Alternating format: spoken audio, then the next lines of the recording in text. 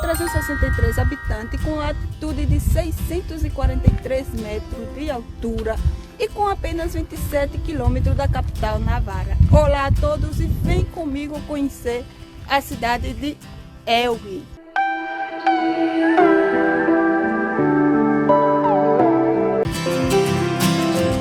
Oi gente, mais um vídeo aqui no Vem Comigo começando, e hoje a gente vai trazer para vocês a cidade de Elgui, essa cidade que está entre montanhas e esse grande lago. Esta pequena cidade se encontra no município do Vale de Esteripaco, que conta com 363 habitantes em 2020, localizada em uma altitude de 643 metros e com 27 quilômetros de distância de Pamplona, Navarra. Elgui está localizada à margem do Reservatório de Elgui, inaugurado em 1973, também chamado de Pântano de Elgui. É uma barragem construída na década de 1970 nas cabeceiras do rio Arga para abastecer Pamplona e a sua região. E sobre as águas do pântano ficará a Casa Florestal, o forno, a padaria Baltassar, que é do padeiro de Elgui, e o moinho com a sua barragem. Entre outras edificações, as obras de construção do reservatório afetaram significativamente a vida dos moradores dessa cidade, que durante 5 anos testemunharam uma transformação gradual da paisagem mais próxima. E deixa eu falar aqui um pouquinho sobre esse pântano, né? Que na verdade se pode dizer Pântano de Elgui ou Embalse de Elgui, que em português eu acho que a gente conhece mais como barragem, né? Então seria Barragem de Elgui. Então galera, essa barragem foi criada em 1966 com a construção de uma barragem na ria de Elgui, né? Para fins de abastecimento de água general, claramente, para o povoado ao redor e para a cidade de Pamplona, mas também para gerar energias elétricas. Na verdade, com o passar do tempo, essa barragem se tornou um local muito popular para atividades ao ar livre, como pesca, caminhadas, camping e esportes aquáticos. Não é para menos, porque sua paisagem verde e tranquila é uma mistura de montanhas, vales e vegetação luxuriante, tornando um local ideal para uma escapada de fim de semana. Além disso, a área ao redor do lago oferece uma ampla variedade de opções para os amantes da natureza, como as trilhas para caminhadas, parques naturais e zonas de observação de aves. E como eu disse antes também, essa barragem é uma importante fonte de energia elétrica para a região, produzindo energia limpa e renovável, sem contaminação nenhuma, através da usina hidrelétrica instalada nessa própria barragem. E em resumo, né, claramente a barragem é uma bela área natural que combina recursos hídricos, energéticos e também turísticos em uma só localização, oferecendo aos visitantes uma ampla variedade de atividades e opção para desfrutar dessa natureza tão linda. Para vocês que gostam da natureza, se é assim como eu, porque eu amo a natureza, estar em contato com ela, vocês vão desfrutar muito de uma viagem como essa, estar num lugar como esse, tranquilo, que te transmite totalmente uma paz. Assim que se você está buscando estar em contato com a natureza, se você é realmente amante da natureza, gosta desse tipo de passeio, esse lugar não pode ficar de fora da sua ruta. É realmente um lugar inexplicável de tanta beleza. Mas vamos seguir por aqui, né, que eu quero contar um pouquinho da história dessa cidade. Essa cidade não é uma cidade tão grande, não tem tantos pontos turísticos, mas essa cidade viralizou. Está vindo muito turista para ela, justo agora, nessa época do ano, porque tem gente que quer ver a neve, tem gente que quer estar em contato com a natureza, e estão escolhendo justo essa cidade por a tranquilidade que transmite e para descansar. Assim que Vem Comigo decidiu vir a essa cidade para trazer aqui para vocês o porquê que essa cidade viralizou. Vamos para a história? Vem comigo que eu vou contar agora. Quero começar aqui contando para vocês a história do padeiro de Elgui, né? Essa história que começou em 1927 na Casa Baltassar, data que temos testemunho onde o avô Mati Corena dava refeição. Tinha uma loja e um forno para fazer o pão. Em 1927 nasceu Xavier Mati Corena, padeiro de Elgui, que aos 20 anos recuperou a atividade da padaria. E para eles, naqueles tempo, né, era muito difícil, porque de 2 em 3 havia cortes de energia e depois tinha que amassar o pão na mão em uma calha. Depois de pronto o pão, ele se encarregava de distribuir de bicicleta ou de mula pelas calçadas e casas do povoado, que até hoje tem essa tradição, não claramente de bicicleta, mas tem de deixar o pão nas portas dos vizinhos, né? Trabalho que fazia com muito esforço e quebrando muitas alpargatas. Mas foi em 1970 que ele teve que tomar uma decisão muito difícil, ficar na vila com pouco futuro, pois a albufeira em construção inundou a casa de Baltazar e a parte da vila, ou abandoná-la à procura de um futuro melhor.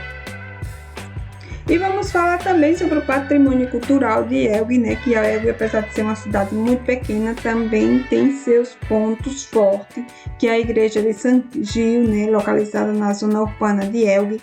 É uma igreja moderna construída em 1898, mas reformada entre os anos de 1961 e 1963.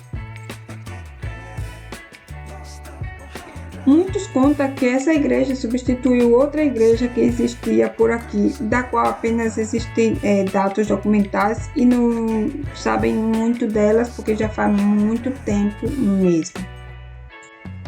Essa igreja atual tem uma planta de cruz latina, um tanto desproporcional ao meu ponto de vista, né, com um transepto bastante desenvolvido e um vestíbulo pentagonal. Na verdade é que exteriormente o templo é um conjunto, né, nobre de pedra rosada em que se destaca o pórtico e a torre que funciona como fachada, né? O pórtico é uma arca semicular que serve de base a uma torre quadrada com orifícios semiculares para os sinos e um pináculo no topo. Mas com exceção de 2 peças de alvenaria em prata que data da primeira metade do século 17, um cálice de contorno purista liso e marca de ouvires não identificada e outra de 1886 que corresponde a um cibório de prata com marca do seu autor Garcia, e o resto das peças e pintura que se conserva na igreja são totalmente modernas. E também podemos encontrar no Concelho de Elgin, no interior do maciço florestal do Quinto Real, né? Podemos contemplar os imponentes vestígios da Real Fábrica de Munição de Elgin. É um monumento complexo de 10.000 metros quadrados que abrange o antigo núcleo populacional onde passavam a viver cerca de 500 pessoas.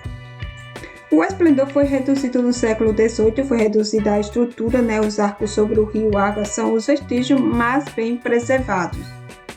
E também se encontrava num local bem estratégico junto à fronteira francesa, onde abundava os recursos naturais. Em 1766 foi instalada a Real Fábrica de Armas, né, de Elgin, adaptando-a à encosta da serra. Ficava na área de Olabere e permaneceria ativo até ser destruída em 1794 pelos franceses da Guerra de Convenção.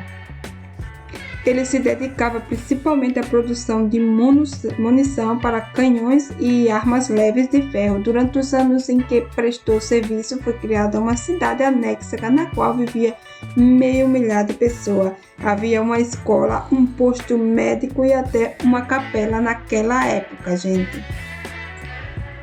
Na verdade é que essa fábrica foi pioneira e foi fundamental para a cidade de Elgin naquela época, né, no século XVIII.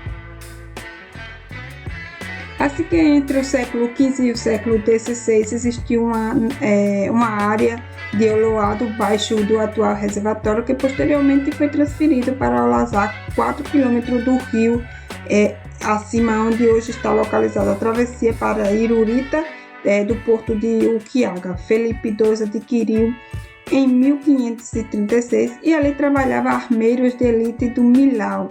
Neles eram fabricados capacetes, armaduras, bombas de ferro fundido, granadas e munição de diversos calibres. Muitas dessas armas e algumas de suas produções mais curiosas, como as armaduras infantis de Felipe III e Felipe IV, considerada entre as melhores do mundo, podem ser vistas hoje no Museu de Arsenal em Madrid. Atualmente as ruínas real da fábrica da arma está claramente em ruínas, está destruída, mas mantém a essência de sua história aqui no povoado, né, na cidade, onde todos contam sobre sua história, sobre a guerra, sobre como conseguiram sobreviver, né? Aquela época que não tinha energia, que o tempo era muito mais frio que hoje, as condições eram muito mais precárias, assim que eles contam uma história muito com emoção, né? Falando de sua cidade, de seu povoado. É muito interessante escutar, sentar, escutar e ver a história de cada povoado, de cada pessoa, né? Isso é muito emocionante. Na verdade é que aqui no centro da vila podemos encontrar o Centro de Referência Histórica do Olondo, cuja exposição permite aos visitantes mergulhar na história de Elgin e descobrir tudo o que passou sobre essa pequena cidade, né? É surpreendente a sua história, a antiga fábrica de arma, ou apreciar o ambiente natural, costumes e tradição que esta pequena vila nos alberga e nos traz tão ricamente. E sobre as casas de Elgin, são grandes construções que deixam espaços abertos entre si, formando largas ruas e praças, né? São edifícios de 2 ou 3 alturas, com telhados de 2 águas e beiras de madeira saliente e muitas vezes com belos acabamentos. As paredes são geralmente escaladas de branco ou produzem um grande jogo cromático com a cantaria envermelhada que enquadra os vãos e desenvolve as correntes nos cantos, alguns deles quase formando contraforte entre os quais se enquadra nas fachadas. E como vocês veem, nas portas de entrada são geralmente grandes portais com arcos semiculares, com grandes aduelas, né? Onde tem aquelas aduelas para chamar nas portas como antigamente, para bater nas portas. Não tem timbre elétrico, né?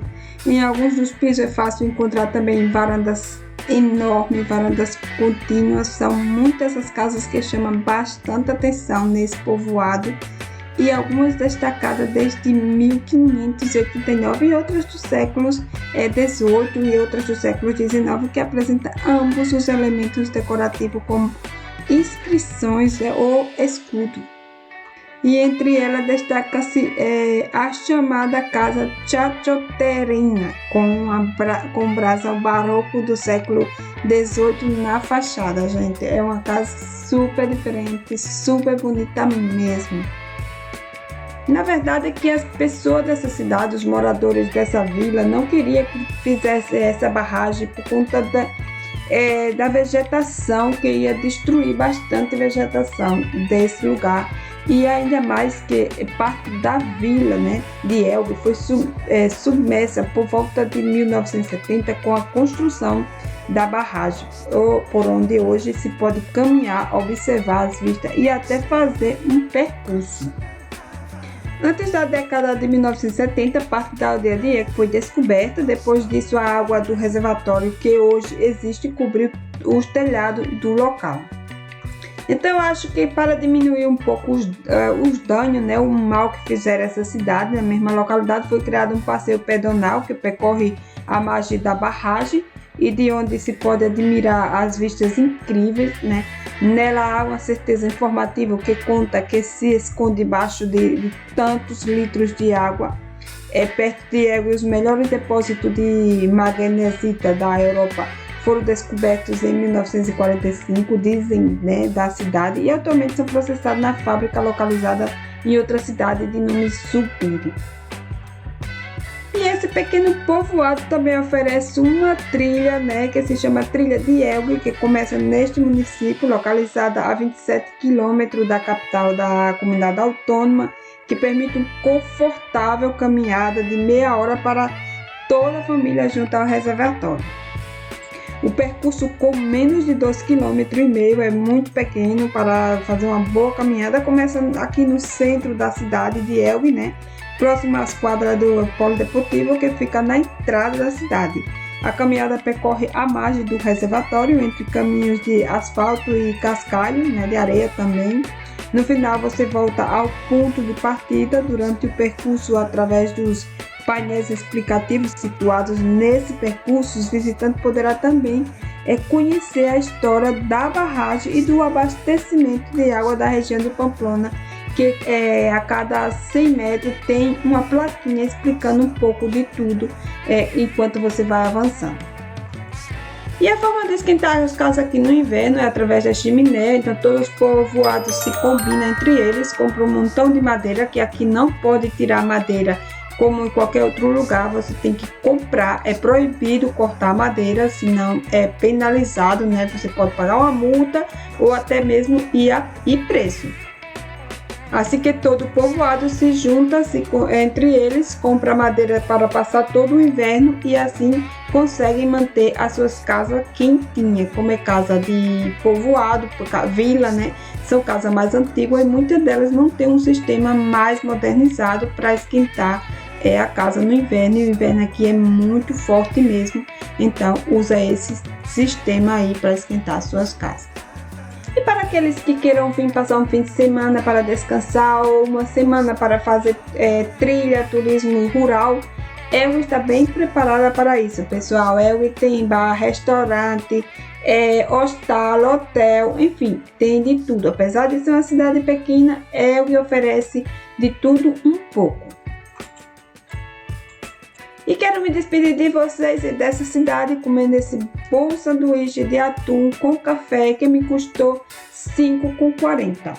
Eu espero que vocês tenham gostado da viagem, da cidade. E se vocês gostarem, comente, se inscreva e deem like para que o nosso canal siga trazendo conteúdo como esse para vocês. Um forte abraço e até o próximo vídeo.